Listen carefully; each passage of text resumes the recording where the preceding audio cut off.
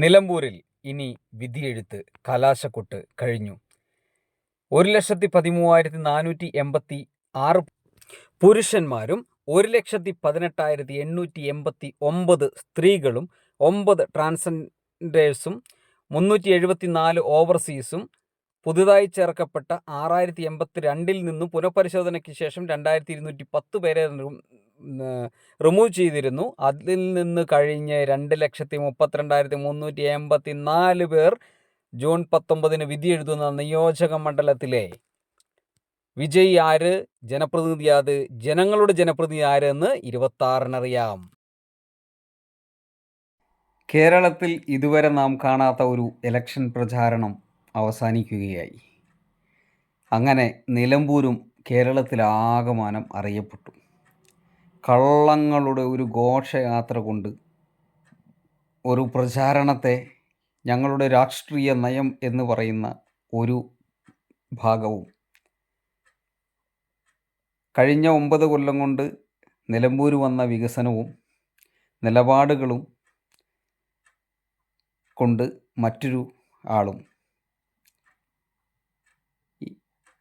വെടക്കാക്കി തനിക്കാക്കാം എന്ന് പണ്ട് കാരണവന്മാർ പറയുന്നത് കേട്ടിട്ടുണ്ട്. ആ ഒരു രീതി മാത്രം പരീക്ഷിച്ച് ഒടുവിൽ ഞാൻ ഇന്നലെ ഒരു സ്റ്റേജിലൊരു പ്രസംഗം കേൾക്കുകയാണ് ഒരു സ്ഥാനാർത്ഥിയുടെ കേട്ടോ. ആരാന്നൊന്നും ഞാൻ പറയുന്നില്ല.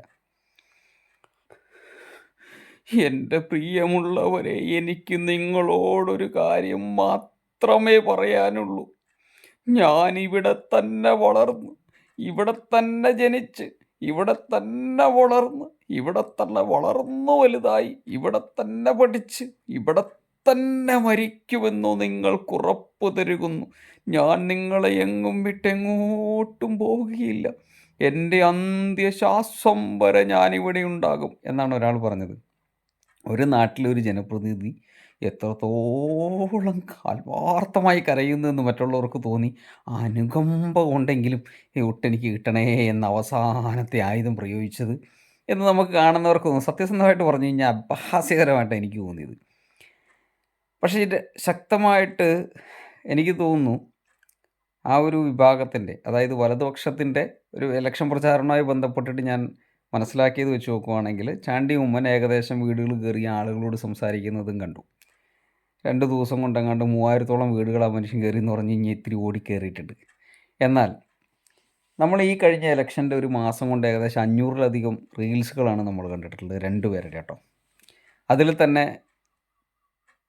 ഇലക്ഷൻ കമ്മീഷൻ്റെ ഉദ്യോഗസ്ഥരെ തെറി പറയുന്ന വീഡിയോ, ജനങ്ങളെ തെറി പറയുന്ന വീഡിയോ, പിന്നെ പ്രതിപക്ഷ നേതാവ് പോയി 3-4 ആളുകളെയും ക്യാമറയൊക്കെ പോയി ചങ്ങാടത്തിൽ പോകുന്നു. 2019 പോയിട്ട് പോലും ഇവിടെ ഒരു പാലം പോലും കൊണ്ടുവന്നില്ല എന്ന ആക്ഷേപം പറയുമ്പോൾ തലയ്ക്ക് മുകളിൽ പാലത്തിൻ്റെ പണി തീർന്ന പാലം, പകുതി പണി തീർന്ന പാലം അവിടെ അങ്ങനെ നിൽക്കുന്നു. ഒരു 3 ദിവസം കഴിഞ്ഞപ്പോഴത്തേക്കും മറ്റൊരാൾ 5-6 വീഡിയോ ക്യാമറകളൊക്കെ ആയിട്ട് അവിടെ ചെന്നിട്ട് റീൽസ് എടുക്കാൻ വേണ്ടി പോകുന്നു. എന്തിനാണ് ഇത്തരം നാടകങ്ങൾ? എന്നെ സംബന്ധിച്ചിട്ട് ഒരു ഇലക്ഷൻ പ്രചാരണം എന്ന് പറഞ്ഞു കഴിഞ്ഞാൽ നമ്മൾ പോയിട്ടുള്ളതും അല്ലെങ്കിൽ കണ്ടിട്ടുള്ളതും അറിവുള്ളതും, നമ്മൾ ഇലക്ഷൻ പ്രചാരണ സമയത്ത് വീടുകൾ കയറി ജനങ്ങളുടെ ഉള്ളിൽ നമ്മളോട് എന്തെങ്കിലും വെറുപ്പുണ്ടെങ്കിൽ അത് മനസ്സിലാക്കുക, സംസാരിക്കുക, തെറ്റ് നമ്മുടേതാണെങ്കിൽ ക്ഷമ പറയുക, ഇനി അവരുടെ തെറ്റിദ്ധാരണയാണെങ്കിൽ അത് തിരുത്തുക, നമ്മളോട് അകൽച്ചയുണ്ടെങ്കിൽ നമ്മളിലേക്ക് അവരെ അടുപ്പിക്കുക എന്നുള്ളതാണ് ഈ ഇലക്ഷൻ പ്രചാരണം കൊണ്ട് ഉദ്ദേശിക്കുന്നതെന്നാണ് ഞാൻ മനസ്സിലാക്കുന്നത്. പക്ഷേ ഇവിടെ ജനങ്ങളുടെ അടുത്തേക്കേ പോകാതെ എല്ലാ ദിവസവും പുതിയ പുതിയ ഷർട്ടുകൾ ഇട്ടുകൊണ്ട് റീൽസുകൾ, മോഹൻലാൽ പിന്നെ എമ്പുരാൻ സിനിമയിൽ വരുന്നത് പോലെ സ്ലോ മോഷനാണ് ഫുള്ള്. ടാൻ ടാൻ ടാൻ ടടറാൻ ടടറാൻ. ഇതാണ് ഇലക്ഷൻ പ്രചരണം എന്നാണ് ചില ആളുകൾ കരുതുന്നത്. ഇത്തരത്തിൽ ഞങ്ങൾ എന്തോ സംഭവമാണ്, ഈ കേരളത്തിലാകമാനം ഞങ്ങൾ ആണ് ഏറ്റവും വലിയ നേതാക്കൾ എന്ന് വരുത്തി തീർക്കാനുള്ളൊരു ശ്രമമായിട്ടാണ് എനിക്ക് ആ ഇലക്ഷൻ പ്രചാരണത്തെ തോന്നിയത്. കാരണം സ്ഥാനാർത്ഥിയെ സ്റ്റേജിൽ പ്രസംഗിക്കുന്ന ഒരു 1-2 ഇത് മാത്രമാണ് നമ്മൾ കണ്ടിട്ടുള്ളൂ. ഒന്ന് ഈ ഇതുപോലെ കരയുന്നത്, മറ്റൊന്ന് തുടക്കത്തിൽ ഒരു സ്റ്റേജ് പ്രസംഗം. അതല്ലാതെ സ്ഥാനാർത്ഥിയെ തുടക്കത്തിൽ VS ജോയിയെ കെട്ടിപ്പിടിച്ച് ഉമ്മ കൊടുക്കുന്ന ഒരു സംഭവം അല്ലാതെ സ്ഥാനാർത്ഥി ഇത്തരം റീലുകളിൽ എവിടെയും നമ്മൾ കണ്ടിട്ടില്ല. പിന്നെ 2016-ൽ 10,000 ചില്ലുവാന വോട്ടുകൾക്ക് തോറ്റ ഒരാളെന്ന നിലയിൽ ആ നാട്ടുകാരൻ തന്നെ അതിനുശേഷം ഇങ്ങോട്ട് 9 വർഷത്തോളം അദ്ദേഹത്തെ ജനങ്ങൾ രാഷ്ട്രീയക്കാരൻ എന്ന രീതിയിൽ തന്നെ മനസ്സിലാക്കിയിട്ടുണ്ട്. അപ്പോൾ ആരാണ് അവിടുത്തെ സ്ഥാനാർത്ഥി, ആരാണ് ആ നാടിന് വേണ്ടി പ്രവർത്തിക്കുന്നത്, ആരാണ് ആ നാട്ടിലേക്ക് വികസനം കൊണ്ടുവന്നത് എന്നൊക്കെ കുറേ ദിവസങ്ങൾ ചാനൽ ചർച്ചകൾ നടത്തി വിളിച്ചു പോകാൻ ശ്രമിക്കുമ്പോഴും ഒന്ന് ചിന്തിക്കുക, ഒരു നിയോജക മണ്ഡലത്തിന് കീഴിൽ മുനിസിപ്പാലിറ്റികളുണ്ട്, പഞ്ചായത്തുകളുണ്ട്, ബ്ലോക്ക് പഞ്ചായത്തുകളുണ്ട്, വില്ലേജുകളുണ്ട്. രാഷ്ട്രീയപരമായിട്ട് ഡിവൈഡ് ചെയ്ത് കഴിഞ്ഞിട്ടുണ്ടെങ്കിൽ തന്നെ ഏറ്റവും താഴെക്കിടയിലുള്ള യൂണിറ്റുകളുണ്ട് എന്നൊക്കെ ഇരിക്കെ അതൊക്കെ ഓരോ രാഷ്ട്രീയ പ്രസ്ഥാനത്തിൻ്റെ ഭാഗമായിട്ട് വരുമ്പോഴും ഇതിനപ്പുറത്തേക്ക് 4 സ്ഥാനാർത്ഥികൾ പ്രാധാന്യം മൂർത്തിക്കൊണ്ട് നടക്കുന്ന ഈ തെരഞ്ഞെടുപ്പിൽ അൻവർ എന്ന് പറയുന്ന വ്യക്തിയുടെ വ്യക്തിപരമായിട്ടുള്ള എടുത്തിയാട്ടത്തിന് പുറത്തുണ്ടായ ഈ ഒരു തെരഞ്ഞെടുപ്പിലൂടെ ജനങ്ങൾക്കും നമ്മുടെ കേരളത്തിനും വന്നിരിക്കുന്ന ബാധ്യത മറ്റൊന്ന് അവിടെ നിൽക്കെ അയാൾ തന്നെ വീണ്ടും സ്ഥാനാർത്ഥിയാവുക, എന്തൊക്കെയോ സംഭവങ്ങൾ ഇങ്ങനെ പറയുക.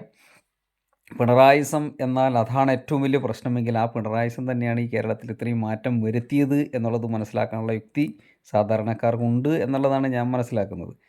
അതുകൊണ്ട് തന്നെ ആയിരിക്കണം അൻവറെ ഒരുപാട് വിമർശിക്കുന്നത് ആ നാട്ടിലെ ജനങ്ങൾ. എന്നിരുന്നാൽ കൂടി 9 വർഷത്തെ MLA ആയിരുന്നു അദ്ദേഹം. അതേപോലെ തന്നെയാണ് ഇന്നലെ പെയ്ത മഴയിൽ മറുകണ്ഠം ചാടിയ ഒരു സ്ഥാനാർത്ഥി, ഞങ്ങൾക്ക് അവസരം തരൂ, ഞങ്ങൾ വികസനം കൊണ്ടുവരാമെന്ന് പറഞ്ഞ് ഒരു സ്ഥാനാർത്ഥി. എന്നാൽ മറ്റൊരു സ്ഥാനാർത്ഥി എനിക്ക് ഏറെ ഇഷ്ടപ്പെട്ട, അല്ലെങ്കിൽ ഈ പ്രചാരണത്തിൽ എനിക്ക് ഏറ്റവും കൗതുകം തോന്നിയിട്ടുള്ള ഒരു മനുഷ്യൻ എന്ന് പറയുന്നത് എം സ്വരാജാണ്. അതിന് പ്രാധാന്യങ്ങളേറെയാണ്.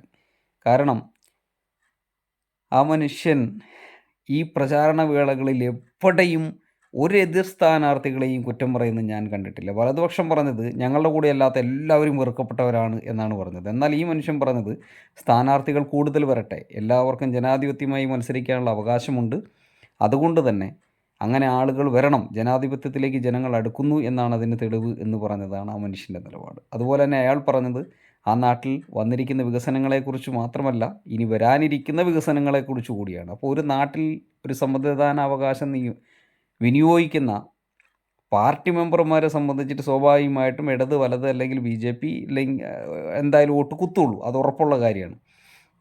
80% ഉറപ്പുള്ള കാര്യമാണ്. അങ്ങനെ കണക്കാക്കിയാൽ പോലും ആര് ജയിക്കുമെന്നൊന്നും നമുക്ക് പറയാൻ കഴിയില്ല. പക്ഷേ ആര് ജയിക്കുമെന്ന് പറയാനും പ്രവചിക്കാൻ കഴിയുന്ന ഒരു കൂട്ടം ആളുകളെ ശബ്ദ വോട്ടുകൾ ആർക്കൊപ്പം എന്നത് വലിയൊരു ചോദ്യമായി അവശേഷിക്കുകയാണ്.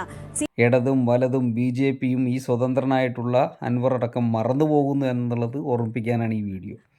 അതിൻ്റെ റിസൾട്ട് വരാൻ പോകുന്നത് 19-ാം തീയതി ഇലക്ഷനിൽ അവരവരുടെ സമ്മതിദാനാവകാശം ഉപയോഗിക്കുമ്പോഴാണ്. ഈ പേക്കൂത്തുകൾ മൊത്തം കാണുമ്പോഴും അവർ ചിന്തിക്കുന്നത് അതായത് വലതുപക്ഷത്തിനാൽ ആക്ഷേപിക്കപ്പെട്ട എഴുത്തുകാരും സാംസ്കാരിക നായകന്മാരെ വിഡ്ഢികളെന്ന് വിളിച്ചതും സാധാരണക്കാരിൽ സാധാരണക്കാരായിട്ടുള്ള 60 വയസ്സ് കഴിഞ്ഞവർക്ക് കിട്ടുന്ന പെൻഷനെ കൈക്കൂലി വാങ്ങുന്ന നാണമില്ലാത്തവരാക്കിയതും, അങ്ങനെ ഒരുപാട് രീതിയിൽ ലൈഫ് ഭവന പദ്ധതിയിലൂടെ മാത്രം 3 ലക്ഷത്തിലധികം വീടുകൾ ലഭിച്ച് കേരളത്തിൽ അനുഭവിക്കുന്ന 10,000-ലധികം വീടുകൾ വാങ്ങി അനുഭവിക്കുന്ന നിലമ്പൂർ നിയോജക മണ്ഡലത്തിലെ ആ വീട്ടിൽ കിടന്നുറങ്ങുന്ന ആളുകളും, സൈക്കിൾ പോലും ഓടിക്കാൻ പറ്റാതിരുന്ന, ഞാൻ ആ വഴി സഞ്ചരിച്ച സമയത്ത് സൈക്കിൾ പോലും ഓടിച്ചു പോകാൻ പറ്റാതിരുന്ന നിലമ്പൂർ നഗരത്തെ ഇന്ന് 2 വരിപ്പാതയിലേക്ക് എത്തിച്ചെങ്കിൽ,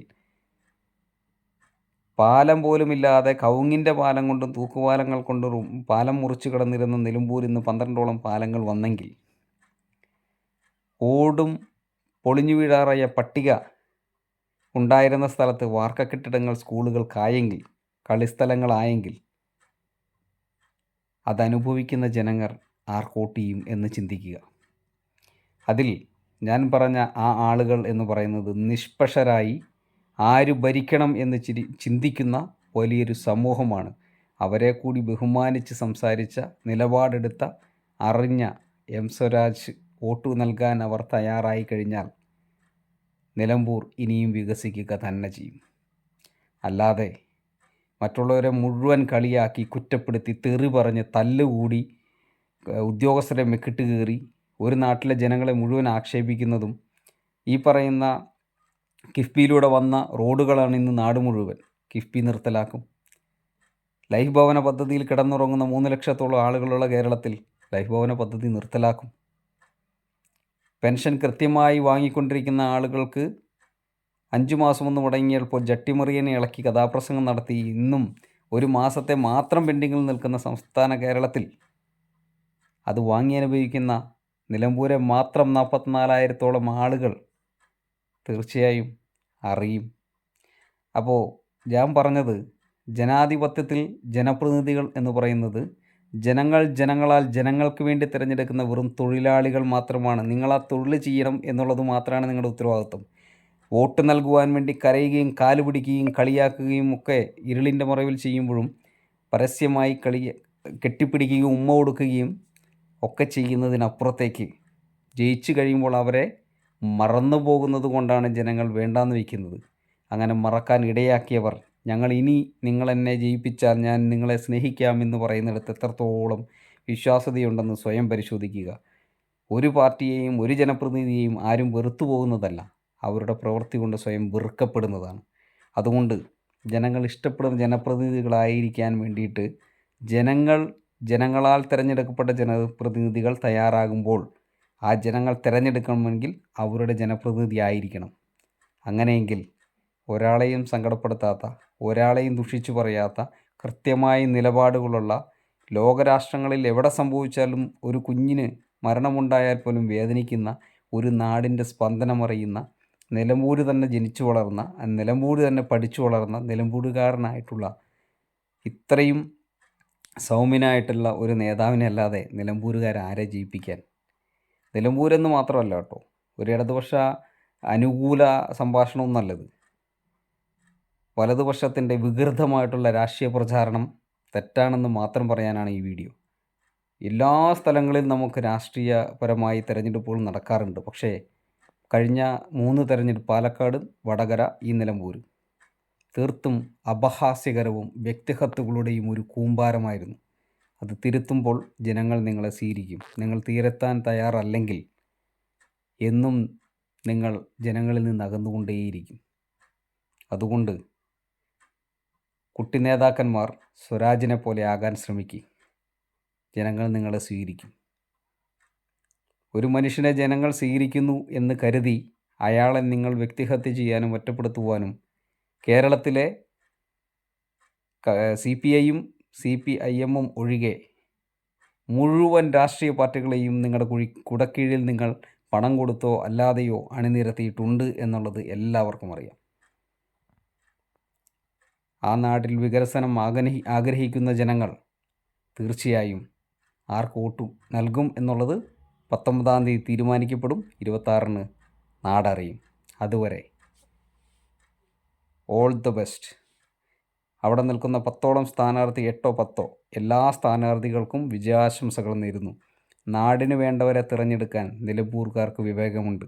കള്ളം പറഞ്ഞവരും കള്ളം പ്രചരിപ്പിച്ചവരും ഇന്നു മുതൽ നിലമ്പൂരിന് പുറത്ത്. നിലമ്പൂരുകാർ തീരുമാനിക്കും നിലമ്പൂരുകാർക്ക് ആര് വേണമെന്ന്. അതവരുടെ മാത്രം അവകാശം. കള്ളങ്ങളുടെ ചീട്ടുകൊട്ടാരം 26-ാം തീയതി തകർന്നു വീഴുമ്പോൾ വെറ്റുവെച്ചവരും വെറ്റ് കെട്ടിയവരുമൊക്കെ എവിടെ പോയി വിളിക്കും എന്നുള്ളത് നമുക്ക് കാത്തിരുന്ന് കാണാം.